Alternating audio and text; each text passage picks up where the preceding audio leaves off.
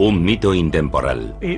Fue el acontecimiento religioso más importante de la religión mesopotámica durante los siguientes 3000 años. O un hecho histórico. Los efectos de una bomba atómica en cada metro de su trayectoria. El fin del mundo. Para algunos, cuestión de fe. Es un conflicto global entre Dios y las fuerzas del mal. Para otros, una certeza científica. Es solo cuestión de tiempo que esos dos elementos confluyan. Y para un hombre, simplemente una elección. Empecé a dar órdenes. La mitad de la población destruida de inmediato. Apocalipsis. Es inevitable. El fin de los días. El juicio final. El Armagedón. En todas las épocas ha habido personas convencidas de que el fin estaba próximo. Desde que los primeros seres humanos trataron de comprender su propia creación, han estado obsesionados con su desaparición. Si el tiempo es una línea, eso significa que tiene un principio y un punto final. Algunos científicos creen que estamos fascinados con el apocalipsis porque ya ha ocurrido. Los acontecimientos que habrían visto y el cambio que estos habrían producido en el clima del planeta les habrían resultado inexplicables. Hoy en día, millones de personas creen que Dios destruirá el mundo de forma inminente. La mayoría de las personas de este mundo se han identificado tan plenamente con el mal que Dios no tiene más remedio que destruirlos. Pero no todas las visiones del fin involucran a alguna divinidad. El hombre ha alcanzado la capacidad de destruirse a sí mismo. Un misil tarda 30 minutos en llegar desde los Estados Unidos hasta Rusia. Conforme la ciencia avanza, nuestra visión del apocalipsis sigue evolucionando. Es solo cuestión de tiempo que veamos un virus con un potencial patógeno muy elevado.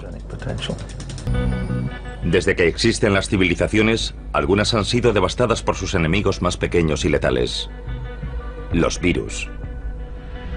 La peste de Justiniano doblegó al Imperio Bizantino en 541, matando hasta 10.000 personas al día en Constantinopla. Siglos más tarde, unas bacterias que pasaron de una rata a los humanos cambiaron el curso de la historia de Europa a mediados del siglo XIV. La peste negra acabó con 75 millones de personas, un tercio de la población mundial. Se calcula que en 1918 la gripe española mató a 15 millones de personas en 2 años.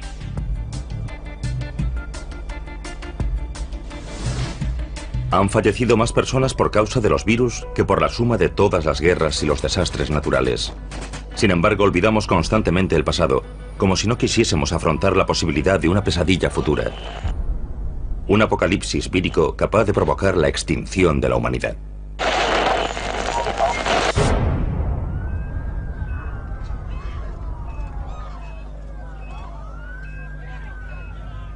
Es inevitable. El planeta está mucho más poblado. Somos mucho más interdependientes. Nos trasladamos continuamente y los virus pueden propagarse del mismo modo y aprovechar la oportunidad de recombinarse con otros virus. C.J. Peters, ex jefe del Departamento de Patógenos Especiales del Centro de Control de Enfermedades, luchó por todo el mundo durante más de 3 décadas contra los llamados virus emergentes. En la actualidad trabaja para impedir que escapen a nuestro control nuevas enfermedades no identificadas. Cada vez tenemos más contacto con el mundo natural que nos rodea, especialmente con monos, que son cazados en la selva y consumidos como alimento. Esos primates contienen virus que están intentando continuamente entrar en nosotros, por así decirlo. En 2003, Peters colaboró en gran medida a evitar en Taiwán una catástrofe causada por el virus del SARS, síndrome respiratorio agudo severo. Algunos virus se contagian entrando en contacto con la sangre o los fluidos corporales de un paciente infectado. Pero con el virus del SARS basta con una tos. Fue una situación extremadamente peligrosa, un virus capaz de propagarse por todo el mundo. La tasa de mortalidad de la variante del virus del SARS de 2003 fue solo del 10%, pero se propagó rápidamente. El paciente que dio origen a la epidemia fue un médico que cayó enfermo en China y que viajó a Hong Kong en busca de tratamiento y se registró en un hotel. Otros huéspedes de ese hotel propagaron el virus por todo el mundo. Vietnam, Singapur, Alemania, los Estados Unidos, Irlanda y sobre todo Canadá. El virus se propagó partiendo de una única persona en ese hotel literalmente por todo el mundo. 8.000 infecciones más tarde, la Organización Mundial de la Salud formuló una serie de recomendaciones para los viajes. Por suerte, la propagación de la enfermedad fue detenida antes de alcanzar proporciones planetarias. Millones de personas tuvieron que usar mascarillas y ser puestas en cuarentena. Pero hay innumerables virus letales que mutan constantemente, buscando nuevas combinaciones para penetrar en los seres humanos y propagarse más rápido. Uno de ellos es el virus del ébola. Tiene una tasa de mortalidad muy elevada, del 50 al 90%, dependiendo de su virulencia. Y el virus del ébola circula por la naturaleza, principalmente en los murciélagos. Rara vez se propaga a otras especies, como la humana. Cuando lo hace, los resultados son devastadores. En 1976, un maestro de escuela de Yambuco, en el Zaire, la actual República Democrática del Congo, regresó de un viaje por las zonas rurales con mucha fiebre. Le diagnosticaron malaria y recibió tratamiento. Comenzó a vomitar sin control y después a sangrar por la nariz, la boca y el ano. Finalmente comenzó a sangrar por los ojos y la piel conforme sus órganos comenzaban a licuarse. 14 días después había fallecido. En pocos días, 318 personas de su entorno manifestaron los mismos síntomas. 280 de ellas fallecieron poco tiempo después. Se han producido 18 brotes de ébola en África durante las 2 últimas décadas. La más reciente en Uganda, en diciembre de 2007. Si bien cada brote de ébola porta una mutación ligeramente diferente, el virus aún no ha aprendido a transmitirse por el aire. Los virus tienen la misma única finalidad que todas las especies, y es la de propagarse. Es un problema que todas tienen que resolver, pero si el ébola consigue superar esa barrera, tendremos un serio problema. En 1989, el virus ébola superó una de esas barreras. Entonces trabajaba en Fort Detrick, Maryland, en un laboratorio, el Instituto de Enfermedades Infecciosas del Ejército de los Estados Unidos. Y uno de mis colegas entró con una microfotografía y me preguntó, ¿qué crees que es esto? Y le dije, una microfotografía del virus del ébola. Y dijo, ¿y si te dijera que procede de un mono de Reston, Virginia? Y contesté, joder.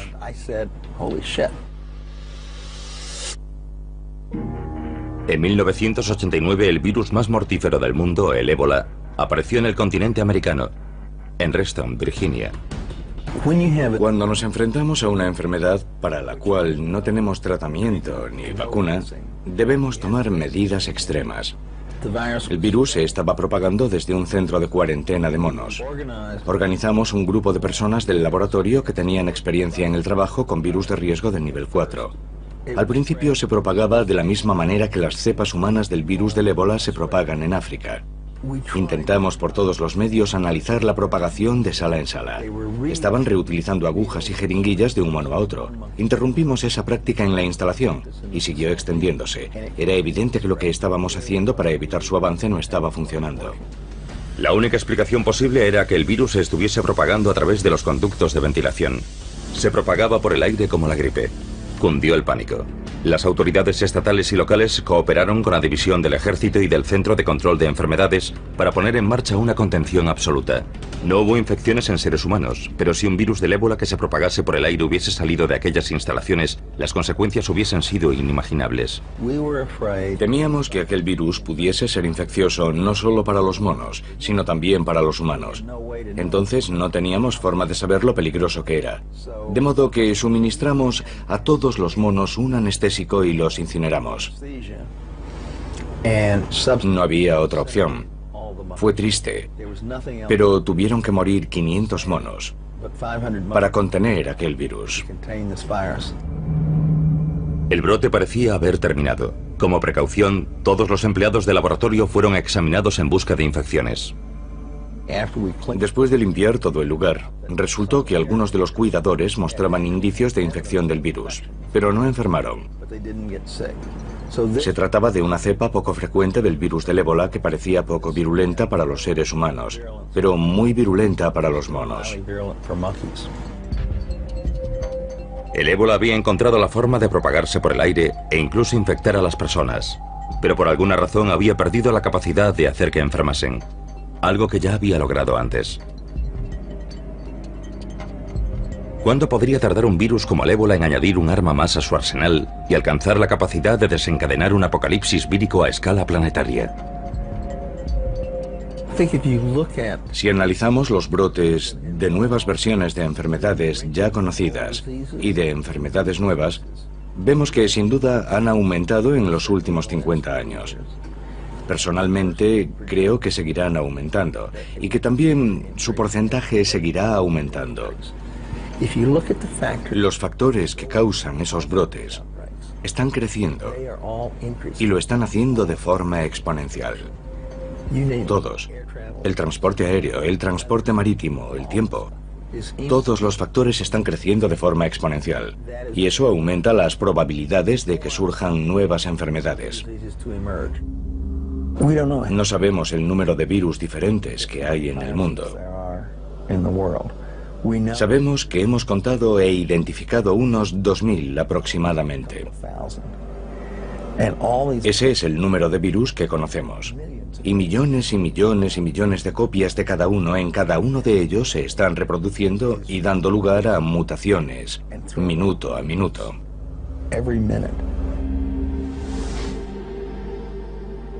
Tenemos los dos extremos del espectro. Contagioso, pero poco virulento. Poco contagioso, pero muy virulento. Y es solo cuestión de tiempo que ambos acaben coincidiendo. Es algo inevitable.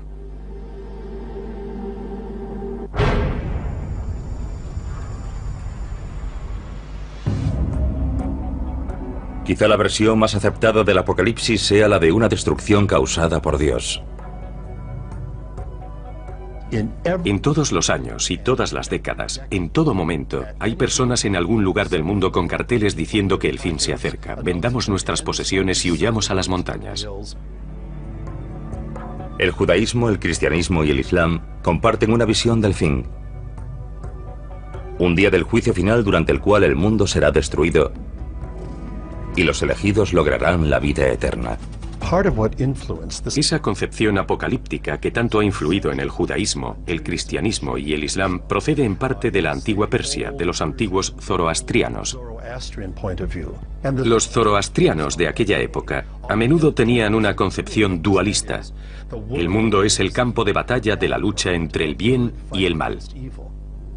Ya en el siglo XII a.C., los zoroastrianos creían vivir inmersos en un conflicto entre el orden y el caos. Finalmente el orden prevalecería, señalando el final del tiempo y la reestructuración del universo. Uno de los aspectos más interesantes desde el punto de vista apocalíptico es el hecho de que, por lo general, durante los momentos de aflicción y angustia, el apocalipsis es muy popular. En la actualidad, las profecías sobre el fin de los días han generado una megaindustria. Libros, programas de televisión y radio transmitidos a todo el mundo generan decenas de millones de dólares para los pastores armagedonistas solo en los Estados Unidos. Pero ¿cómo concilian los armagedonistas su vida cotidiana con la creencia en un final inminente? Jesús vendrá, Dios vendrá y destruirá el mal en todo el mundo. Steve Wolber tiene 49 años y es un pastor del fin de los días. Es el propietario de White Horse Media, un grupo cristiano que crea programas de televisión y radio sobre la relevancia del fin de los tiempos. Actualmente está escribiendo su 16º libro sobre las profecías. La mayor parte de su trabajo se ha centrado en uno de los libros de la Biblia, el Apocalipsis. Lo que captó mi interés no fue solo la historia de su vida, sino el libro del Apocalipsis y el concepto de que las profecías no solo predijeron que vendría una vez, sino que regresaría. El mal está por todo el mundo. En el Apocalipsis hay misterios que necesitamos comprender. Existen organizaciones cristianas por todo el país, yo diría que cientos, y muchas de ellas se centran en las profecías, como la nuestra. Pero nosotros creemos que muchas de ellas no comunican una información precisa. Una de nuestras especialidades es separar los hechos de la ficción en las profecías de la Biblia y los acontecimientos relacionados con el fin de los tiempos, y ofrecer una perspectiva más general. Lo que nos diferencia es la verdad. Envíenos sus preguntas. Hoy hablaremos del Armagedón, del libro del Apocalipsis. Steve no llegó a la devoción religiosa por el camino más directo. Como muchos otros adolescentes de los años 70, el cristianismo no era en absoluto una de sus prioridades. Crecí en Hollywood Hills, en un hogar judío muy laico. No sabía nada de Dios ni de la Biblia. Cuando tenía 14 años, un amigo me ofreció un cigarrillo y me pasé 6 años fumando marihuana. La marihuana me llevó al alcohol, y a la cocaína y al LSD. 2 de mis amigos murieron por sobredosis de drogas. Con el tiempo empecé a pensar que estaba yendo en la dirección equivocada y necesitaba ayuda. Un día estaba en Palm Springs con un grupo de amigos durante unas vacaciones de primavera. Había una camioneta y en la parte trasera iba un grupo de cristianos. Les dije, soy ateo. Uno de ellos me oyó, me apuntó con su altavoz y me dijo, eres un idiota. Cuando llegue el día del juicio descubrirás que estás en el bando equivocado. Recuerdo que escuché aquello y me quedé atónito, con la boca abierta. Mis ojos se abrieron espiritualmente y vi a Jesús como el Mesías. Cuando lo vi, tomé por fin una decisión. Eso ocurrió hace 29 años y desde entonces no he vuelto a consumir drogas ni alcohol. Cada día a las 5 de la tarde Steve sale de su oficina de Fresno y conduce 40 kilómetros hasta su casa en las montañas. Ser padre me ha enseñado mucho sobre mi Padre del cielo. A mi hijo y a mí nos encanta salir a plantar semillas. Pasado un tiempo, podemos ver su fruto. El tomate, el calabacín o los guisantes. Y el fruto está conectado a la raíz. Las raíces espirituales del mal del mundo son sobrenaturales. Esas raíces son Satanás y sus ángeles. Cuando veo a mi familia, a mi hijo y a mi hija, tiemblo al pensar que crecerán en este mundo. El verdadero mal está ahí fuera. Y deseo que llegue el día en que Jesús vendrá a poner fin al mal y nos llevará a un nuevo mundo que es perfecto y bueno y lleno de amor. Deseo que ese día llegue lo antes posible. Ven, Señor Jesús.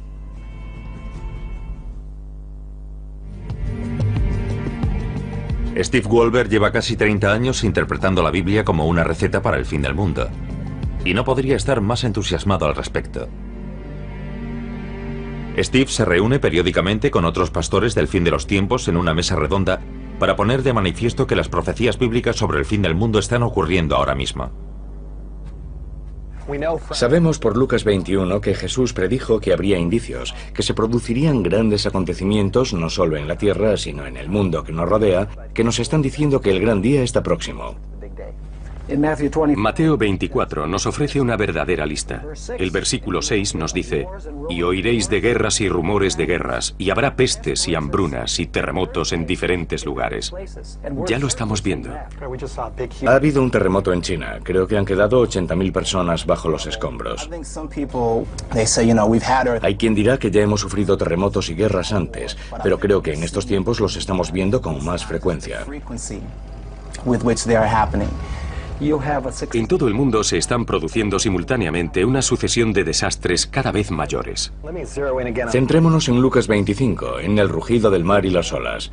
Jesús nos dice que los corazones de los hombres les fallarán por miedo, y la principal causa de muerte en los Estados Unidos son las enfermedades cardíacas. Y nos dice que Babilonia, la potencia llamada Babilonia, trataría de unir de nuevo al mundo. Si alguien ha hecho 10 predicciones y 9 de ellas se han cumplido, sería un buen indicador de que la 10ª también está en camino. Y en Lucas 21 Jesús dice, cuando veáis ocurrir todas estas cosas, sabed que está cerca, incluso a las puertas. Ya casi es el momento. Tras décadas de investigación, Steve Wolber cree saber la gran verdad sobre cómo se desarrollará el fin de los tiempos. Se trata de un conflicto global entre Dios y las fuerzas del mal. En algún momento se producirá algún tipo de crisis global. Cuando todos hayan escogido entre Dios y el diablo, se cerrará una puerta en el cielo. Y la Biblia dice, y los reunió en el lugar llamado Armagedón y las ciudades de las naciones cayeron. Y eso incluye Tokio, Moscú, París, Los Ángeles, incluso Roma. Aparecerá una señal en el cielo. La gente mirará hacia arriba y pensará, ¿es un pájaro? ¿Es un avión? ¿Es un satélite? ¿Qué es? Se acercará más y más y será nada menos que Jesucristo llegando en un caballo blanco para liberar a su pueblo y rescatar a los que se han levantado por él, rodeado de ángeles, miles de millones de ángeles. La trompeta sonará, los ángeles invadirán la atmósfera y luego reconstruirá un nuevo cielo y una nueva tierra. A ver, cariño, ¿quieres que coja yo la caña? La triste realidad es que la mayoría de la gente de este mundo se ha identificado tanto con el mal, que Dios no tendrá más remedio que acabar también con ellos. A pesar del sombrío futuro, Steve ha logrado equilibrar su vida laboral y familiar. No puedo aislarlos totalmente. Quiero prepararlos, quiero darles formación. No soy de los que huyen de la realidad. El último día Dios no nos juzgará según nuestra religión. Dios juzgará al mundo según unas normas básicas, el bien y el mal. Esto es lo que me ha enseñado lo que está bien y lo que está mal. Mi hijo es consciente de que cuando llegue Jesús, todo el mundo arderá y creará un mundo nuevo. Y yo le digo que será genial y que estamos deseando verlo. Esa es la buena noticia. No temo el Armagedón. Rezo al Señor. Si eso es lo que hace falta para poner fin al mal, adelante. Estoy listo.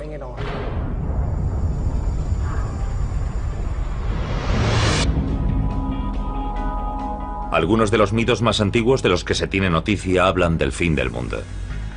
La literatura apocalíptica ha sido utilizada en todas las épocas por diversos tipos de creyentes en todo tipo de formas. Se ha utilizado como una especie de garrote para asustar a la gente. El diluvio de Noé, la destrucción del templo de Salomón, la caída de las murallas de Jericó. Hay innumerables ejemplos de la ira de Dios castigando a los impíos. Todo este simbolismo es una forma de hablar sobre un acontecimiento que hará temblar la Tierra y el cosmos. Porque, después de todo, lo que se nos dice es que se producirá una intervención divina, y eso tiene que ser importante. Pero una de las historias sobre destrucción divina destaca sobre todas las demás, la de Sodoma y Gomorra. En ella se nos dice que Dios las borró de la faz de la tierra. Las ciudades de Sodoma y Gomorra probablemente están bajo las aguas poco profundas del sur del Mar Muerto. No tenemos ninguna prueba irrefutable de la existencia de esas ciudades, salvo bloques de sal y cosas parecidas. Según la Biblia, los habitantes de Sodoma y Gomorra tentaron la ira de Dios. La Biblia dice que Sodoma y Gomorra se habían entregado a la carne y a la inmoralidad, y que Dios destruyó ambas ciudades enviando fuego y azufre por causa de tal corrupción. Aunque no sepamos dónde están las ciudades de Sodoma y Gomorra, su historia pervive.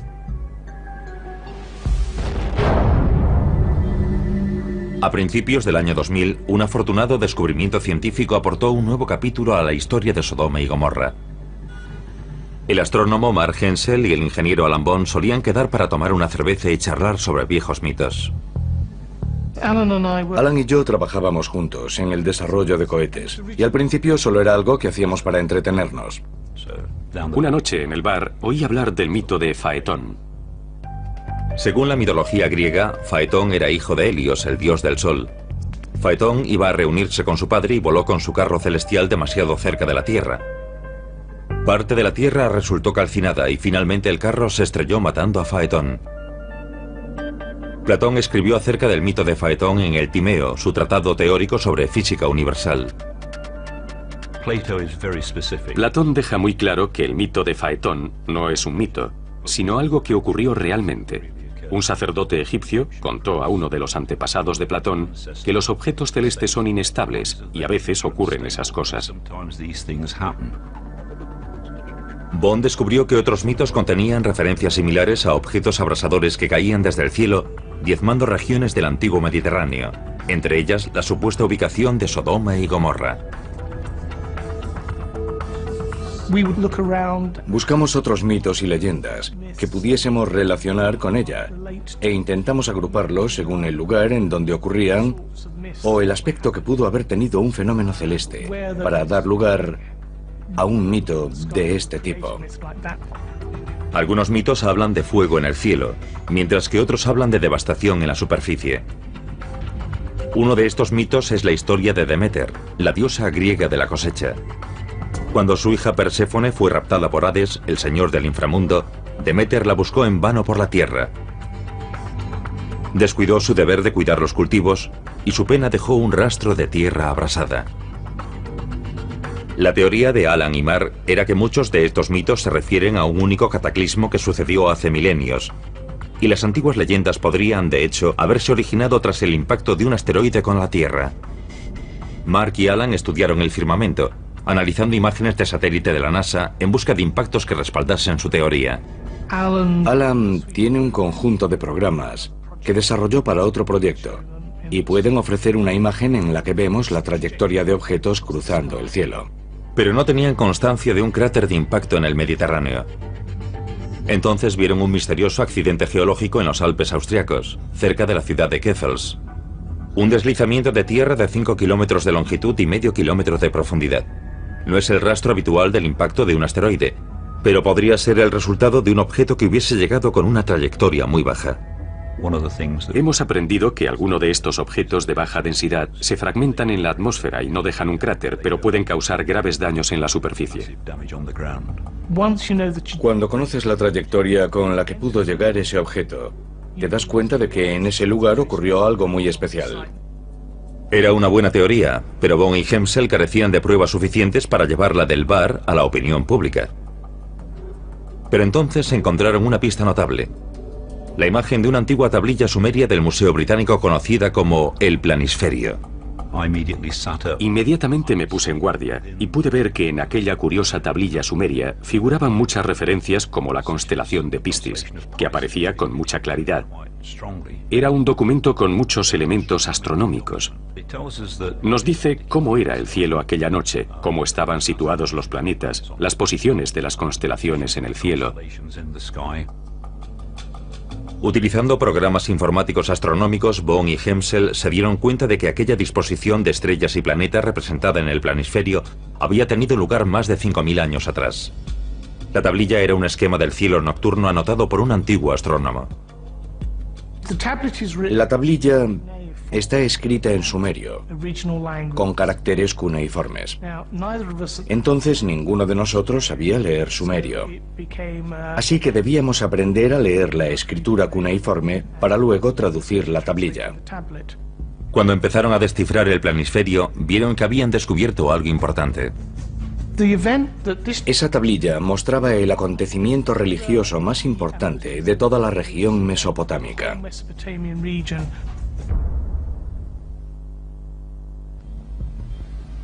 Dos científicos británicos seguían el rastro de un antiguo impacto de asteroide que había devastado el Oriente Próximo y que podía ser la fuente de decenas de leyendas apocalípticas, entre ellas la destrucción de Sodoma y Gomorra. Encontraron indicios de que un pequeño asteroide podría haber caído en los Alpes austriacos y descifraron una observación astronómica de 5.000 años de antigüedad conservada en una tablilla de piedra. Cuanto más investigábamos la tablilla, más nos convencíamos de que en una mitad figuraban observaciones normales de un cielo de madrugada y en la otra la observación de nuestro asteroide cayendo hacia la Tierra.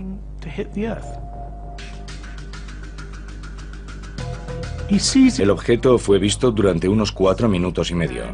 Se parece a la Luna, pero su tamaño es una 10ª parte. Y cruza el cielo con la misma velocidad aparente que un avión. Un avión que cruzase el cielo a gran altura. Era la venganza de Dios cayendo sobre Sodoma y Gomorra. Un asteroide con un diámetro de más de 1 kilómetro acercándose a la Tierra a 14 kilómetros por segundo. Creamos un programa informático que da una imagen de este objeto cruzando el cielo. Conocemos la fecha y la hora con un margen de 10 minutos, porque se trata de una observación muy precisa. Sucedió a las 4:23 de la madrugada del 29 de junio del año 3123 a.C. Desde el punto de vista del astrónomo sumerio, el asteroide habría desaparecido en el horizonte 4 minutos y medio después de que comenzase a tomar notas. 30 segundos después, el asteroide sobrevolaba Grecia, donde entró en la atmósfera de la Tierra. La gigantesca bola de fuego en el cielo de Atenas podría haber generado el mito de Faetón y la caída de su carro. En ese momento estaría generando una inmensa onda de choque. En el momento en que estuviese en el extremo norte del Adriático, estaría produciendo cada 10 metros de su trayectoria el equivalente a una bomba atómica de la Segunda Guerra Mundial en términos de rendimiento explosivo. Y cuando estuviese sobre los Alpes suizos, acercándose a Keffels, podríamos compararlo con una bomba atómica en cada metro de su trayectoria. Y en las últimas fases de su vuelo, roza la cumbre de una montaña llamada Ganskogel, que se encuentra en la parte occidental del valle. El asteroide roza la cumbre de 5 montañas y luego explota en el aire con la potencia de 1000 bombas como la de Hiroshima.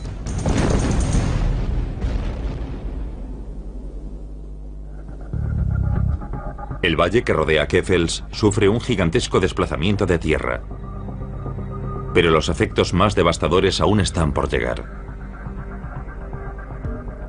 El fenómeno más llamativo que se produciría tras la explosión sería una gran columna de humo. Gran parte del material que formaba el objeto, tal vez incluso alguno que formaba parte del suelo, caería por la columna de humo. Según cálculos aproximados, la columna de humo ascendería unos 900 kilómetros hacia el espacio y no caería en forma de polvo inofensivo al entrar de nuevo en la atmósfera. Produciría un enorme aumento de calor en la superficie, quizá en unos 2000 kilómetros cuadrados o incluso más. La temperatura podría haber ascendido hasta alcanzar la combustión, incendiándolo todo. Personas que estuviesen a la intemperie, objetos de madera, tejados de casas, ese tipo de cosas. La columna de humo abrasador habría causado estragos en el sur del Mediterráneo. El fuego y los escombros habrían causado una destrucción masiva de tierras y cultivos, algo que podría haber dado origen al mito de Demeter. Pero una región se llevó la peor parte. Sodoma y Gomorra se encontraban en el epicentro del desplome de la columna de humo. Los acontecimientos que habrían presenciado y el cambio que habría sufrido el clima del planeta les habrían resultado inexplicables. Según parece, sin duda en el mundo griego y el mesopotámico, y posiblemente en el mundo egipcio, la gente modificó esencialmente su religión y su dios principal. Surgieron mitos. Los antiguos dioses murieron y otros nuevos ocuparon su lugar. Los supervivientes habrían buscado una razón por la cual Dios habría hecho llover fuego sobre ellos. Algunos habrían culpado a sí mismos y habrían cuestionado su moralidad.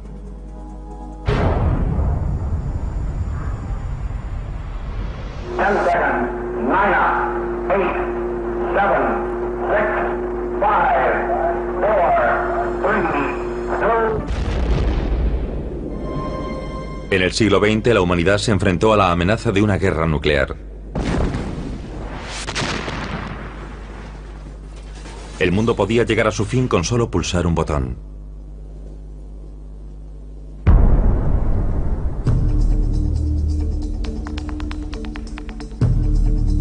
Las mentes que crearon el arma definitiva creían que sería la clave para lograr la paz en la Tierra. Su argumento, que el miedo a las represalias impediría el primer ataque. Su error fue poner el futuro de la humanidad en manos de máquinas. Hemos vivido 4 incidentes que han estado a punto de provocar una guerra nuclear de forma involuntaria. El 9 de noviembre de 1979, 4 centros nucleares del mando estadounidense registraron un ataque nuclear soviético a gran escala. El Pentágono se puso inmediatamente en alerta máxima. El personal responsable de lanzar nuestros misiles intercontinentales había recibido la advertencia de que podía tratarse de un ataque real. La verdadera causa de la alerta dejó en ridículo al Pentágono. El turno de noche realizó un simulacro para entrenar a los técnicos y dejaron la cinta del programa dentro del equipo. El turno de la mañana no lo sabía, y lo primero que vio fue cómo lanzaban cientos de misiles soviéticos contra ellos. A continuación, comprobaron los datos procedentes de los satélites, según los cuales no había sido lanzado ningún misil, y dijeron que nadie hiciese nada. Después del incidente de la cinta de entrenamiento se aplicaron nuevos protocolos de seguridad. Pero menos de un año después, las alarmas volvieron a saltar en las mismas pantallas. Un chip de ordenador que costaba 30 centavos se quemó. El centro de mando estaba viendo que 100 misiles los estaban atacando, lo que provocó una reunión de evaluación de amenaza nuclear. A pesar de las mejoras constantes, los ordenadores de alerta temprana estaban funcionando a su máxima capacidad. Un misil tarda 30 minutos en llegar desde Rusia hasta los Estados Unidos o desde los Estados Unidos hasta Rusia por el Polo Norte. En aquel entonces, tanto los Estados Unidos como la Unión Soviética estaban paralizados en un punto muerto nuclear. Los misiles podían lanzarse cada vez más rápido y a la menor provocación. Y los soviéticos estaban intentando poner en marcha un sistema de alerta temprana con el que poder detener un primer ataque de los Estados Unidos que pudiese acabar por completo con su arsenal nuclear. A principios de 1983, Stanislav Petrov era teniente coronel de las Fuerzas de Misiles Estratégicos Soviéticos, especializado en el desarrollo de un sistema de alerta nuclear por satélite, diseñado para detener un primer ataque estadounidense. Después de graduarse, fue enviado a una nueva instalación de alerta temprana, Serpukhov 15, situada cerca de Moscú. Cuando llegamos, solo había unas pocas casas. Nadie sabía nada. No había nada. Tuvimos que empezar todo desde cero. Trabajábamos en el edificio principal, donde se desarrollaba el sistema de alerta Cometa, un sistema espacial bastante complejo. El satélite orbitaría cubriendo la zona que estaba bajo la amenaza de los misiles de los Estados Unidos. El nuevo sistema ruso de alerta se componía de 9 satélites que observaban la superficie de los Estados Unidos. Cualquier lanzamiento sería detectado rápidamente mediante la observación de las estelas de los cohetes sobre el horizonte. Al menos esa era la idea de los soviéticos. Teníamos una pantalla de reconocimiento que ocupaba una pared entera y mostraba todo el planeta y el territorio de los Estados Unidos. En ella aparecía el alcance de sus misiles. Había exactamente 1000 misiles en 6 bases. La tarde del 29 de septiembre de 1983, el coronel Petrov se hizo cargo del mando de Serpukhov 15 como oficial de guardia. Hicimos el trabajo de rutina y el tiempo iba pasando. Hacia las 10 de la noche habíamos terminado de cenar y tomar el té. Nuestro turno estaba terminando cuando algo irrumpió en la órbita. Todo iba bien. Estábamos preparados para cualquier imprevisto. Y sucedió uno de esos imprevistos.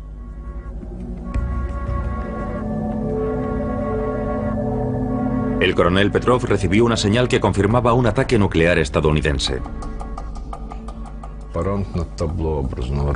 Había un gran aviso en letras enormes, como un estandarte de guerra, a la altura de mis ojos.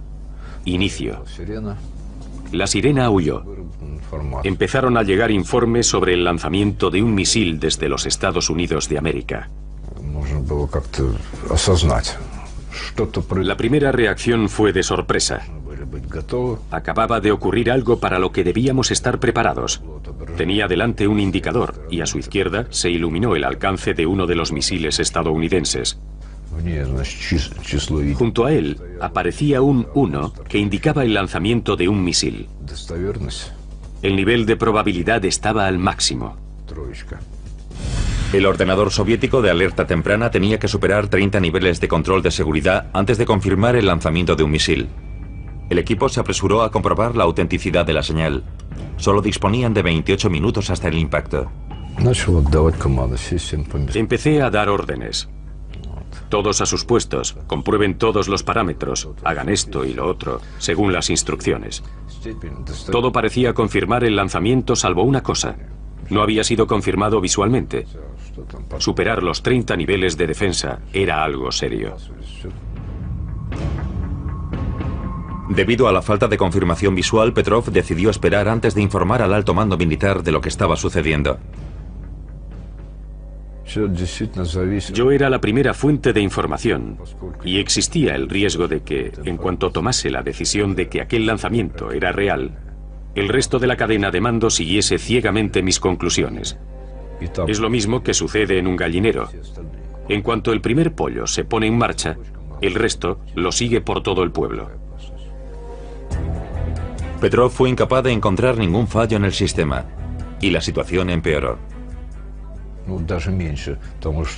Saltó otra alarma. El sistema indicó otro misil.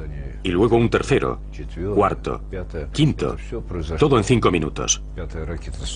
Ahora los monitores superiores indicaban un ataque con misiles. Petrov debía tomar una decisión, una de las más importantes de la historia. Cuando se produce un lanzamiento masivo es imposible pasarlo por alto.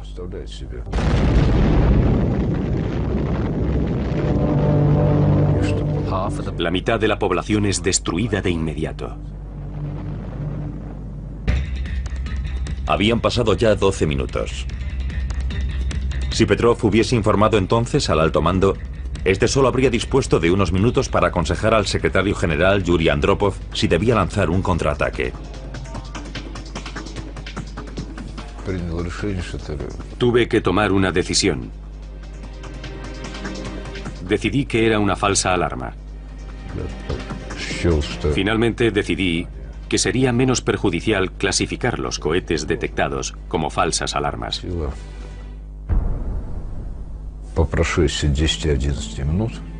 Después de 10 u 11 minutos, todos respiramos aliviados. Las estaciones de radar sobre el horizonte no encontraron nada, y la decisión que había tomado fue confirmada. Había sido una detección falsa. La detección falsa había sido causada por una alineación poco frecuente de luz solar que la Tierra había reflejado en las lentes del satélite. El incidente avergonzó al mando militar del ejército soviético. Petrov se convirtió en el chivo expiatorio y fue jubilado anticipadamente.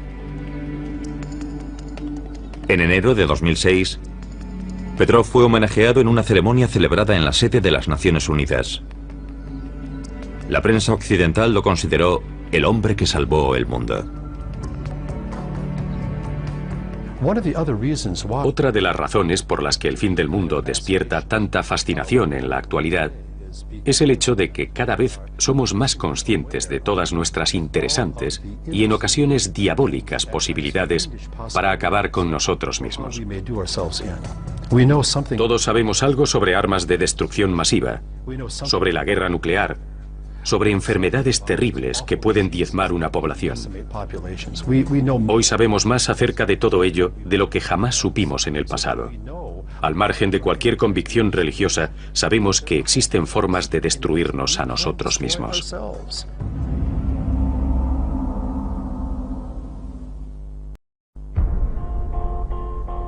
Un mito intemporal. Fue el acontecimiento religioso más importante de la religión mesopotámica durante los siguientes 3000 años. O un hecho histórico. Los efectos de una bomba atómica en cada metro de su trayectoria. El fin del mundo. Para algunos, cuestión de fe. Es un conflicto global entre Dios y las fuerzas del mal. Para otros, una certeza científica. Es solo cuestión de tiempo que esos dos elementos confluyan. Y para un hombre, simplemente una elección. Empecé a dar órdenes. La mitad de la población destruida de inmediato. Apocalipsis. Es inevitable. El fin de los días. El juicio final. El Armagedón. En todas las épocas ha habido personas convencidas de que el fin estaba próximo. Desde que los primeros seres humanos trataron de comprender su propia creación, han estado obsesionados con su desaparición. Si el tiempo es una línea, eso significa que tiene un principio y un punto final. Algunos científicos creen que estamos fascinados con el apocalipsis porque ya ha ocurrido. Los acontecimientos que habrían visto y el cambio que estos habrían producido en el clima del planeta les habrían resultado inexplicables. Hoy en día, millones de personas creen que Dios destruirá el mundo de forma inminente. La mayoría de las personas de este mundo se han identificado tan plenamente con el mal que Dios no tiene más remedio que destruirlos. Pero no todas las visiones del fin involucran a alguna divinidad. El hombre ha alcanzado la capacidad de destruirse a sí mismo. Un misil tarda 30 minutos en llegar desde los Estados Unidos hasta Rusia. Conforme la ciencia avanza, nuestra visión del apocalipsis sigue evolucionando. Es solo cuestión de tiempo que veamos un virus con un potencial patógeno muy elevado. Desde que existen las civilizaciones, algunas han sido devastadas por sus enemigos más pequeños y letales: los virus. La peste de Justiniano doblegó al Imperio Bizantino en 541, matando hasta 10.000 personas al día en Constantinopla. Siglos más tarde, unas bacterias que pasaron de una rata a los humanos cambiaron el curso de la historia de Europa a mediados del siglo XIV. La peste negra acabó con 75 millones de personas, un tercio de la población mundial. Se calcula que en 1918 la gripe española mató a 15 millones de personas en 2 años.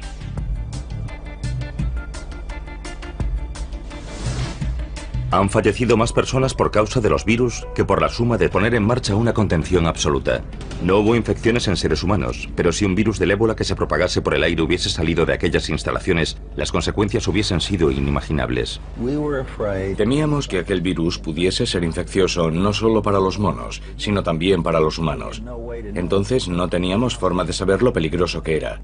De modo que suministramos a todos los monos un anestésico y los incineramos. No había otra opción. Fue triste, pero tuvieron que morir 500 monos para contener aquel virus. El brote parecía haber terminado. Como precaución, todos los empleados del laboratorio fueron examinados en busca de infecciones. Después de limpiar todo el lugar, resultó que algunos de los cuidadores mostraban indicios de infección del virus, pero no enfermaron.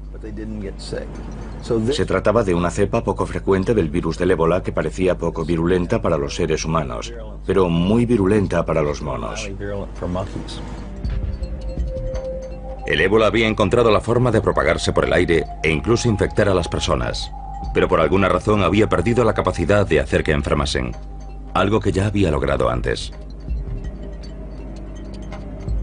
¿Cuándo podría tardar un virus como el ébola en añadir un arma más a su arsenal y alcanzar la capacidad de desencadenar un apocalipsis vírico a escala planetaria?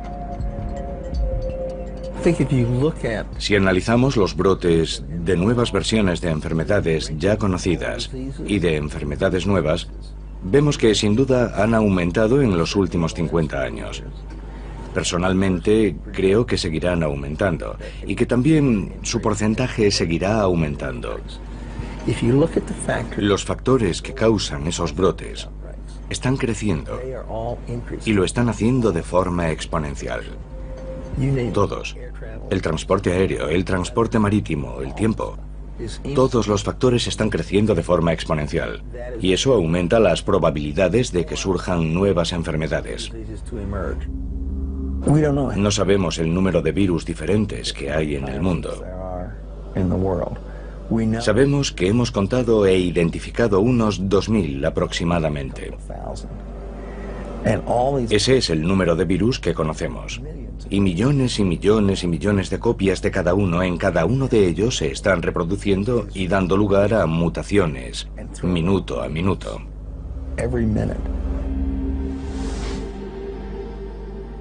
Tenemos los dos extremos del espectro.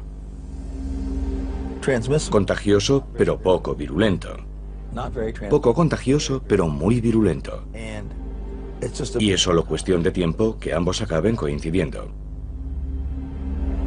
Es algo inevitable.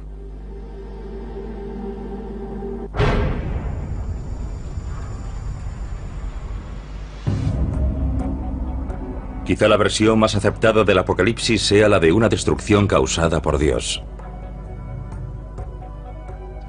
En todos los años y todas las décadas, en todo momento, hay personas en algún lugar del mundo con carteles diciendo que el fin se acerca. Vendamos nuestras posesiones y huyamos a las montañas. El judaísmo, el cristianismo y el islam comparten una visión del fin. Un día del juicio final durante el cual el mundo será destruido y los elegidos lograrán la vida eterna. Esa concepción apocalíptica que tanto ha influido en el judaísmo, el cristianismo y el islam procede en parte de la antigua Persia, de los antiguos zoroastrianos. Los zoroastrianos de aquella época a menudo tenían una concepción dualista. El mundo es el campo de batalla de la lucha entre el bien y el mal. Ya en el siglo XII a.C., los zoroastrianos creían vivir inmersos en un conflicto entre el orden y el caos. Finalmente el orden prevalecería, señalando el final del tiempo y la reestructuración del universo. Uno de los aspectos más interesantes desde el punto de vista apocalíptico es el hecho de que, por lo general, durante los momentos de aflicción y angustia, el apocalipsis es muy popular. En la actualidad, las profecías sobre el fin de los días han generado una megaindustria. Libros, programas de televisión y radio transmitidos a todo el mundo generan decenas de millones de dólares para los pastores armagedonistas solo en los Estados Unidos. Pero ¿cómo concilian los armagedonistas su vida cotidiana con la creencia en un final inminente? Jesús vendrá, Dios vendrá y destruirá el mal en todo el mundo.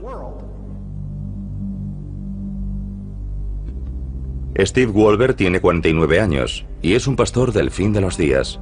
Es el propietario de White Horse Media, un grupo cristiano que crea programas de televisión y radio sobre la relevancia del fin de los tiempos. Actualmente está escribiendo su 16º libro sobre las profecías. La mayor parte de su trabajo se ha centrado en uno de los libros de la Biblia, el Apocalipsis.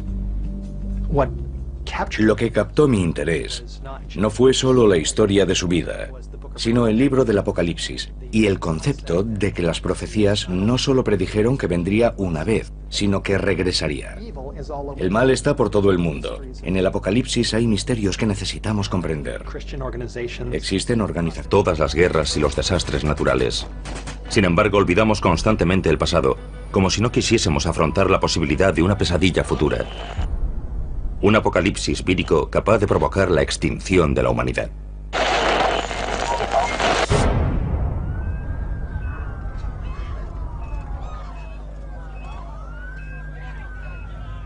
Es inevitable.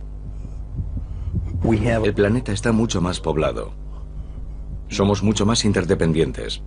Nos trasladamos continuamente y los virus pueden propagarse del mismo modo y aprovechar la oportunidad de recombinarse con otros virus. C.J. Peters, ex jefe del Departamento de Patógenos Especiales del Centro de Control de Enfermedades, luchó por todo el mundo durante más de 3 décadas contra los llamados virus emergentes. En la actualidad trabaja para impedir que escapen a nuestro control nuevas enfermedades no identificadas.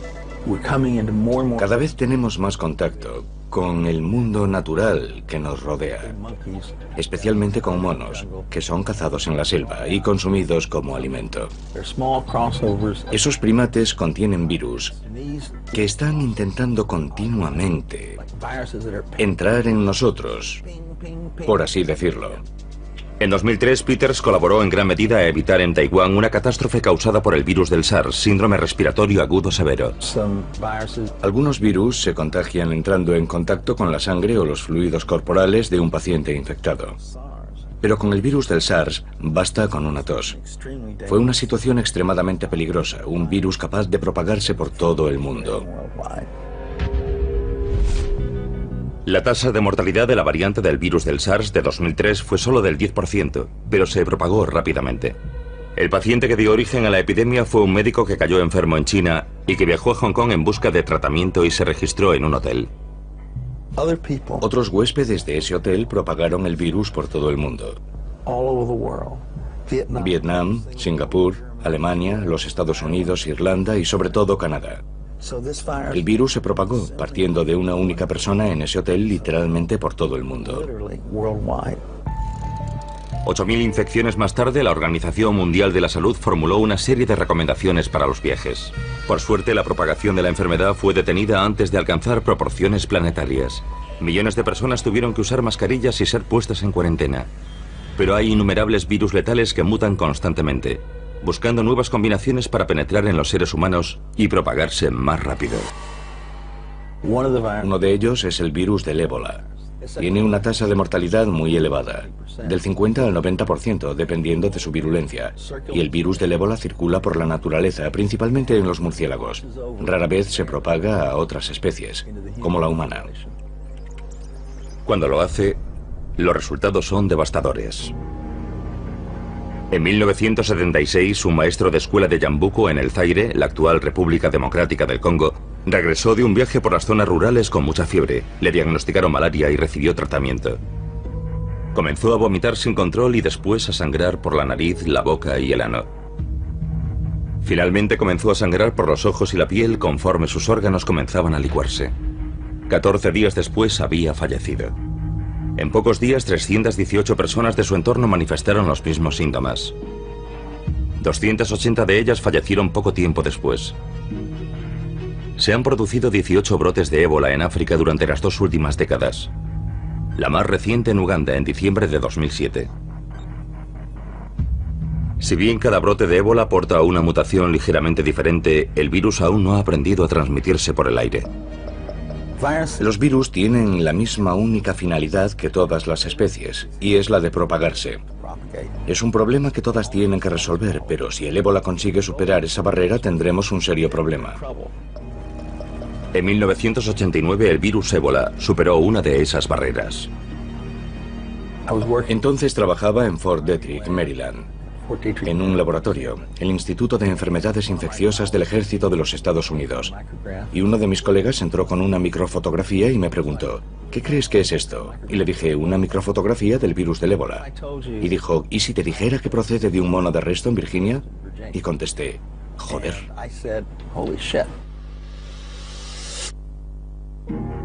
En 1989 el virus más mortífero del mundo, el ébola, apareció en el continente americano, en Reston, Virginia.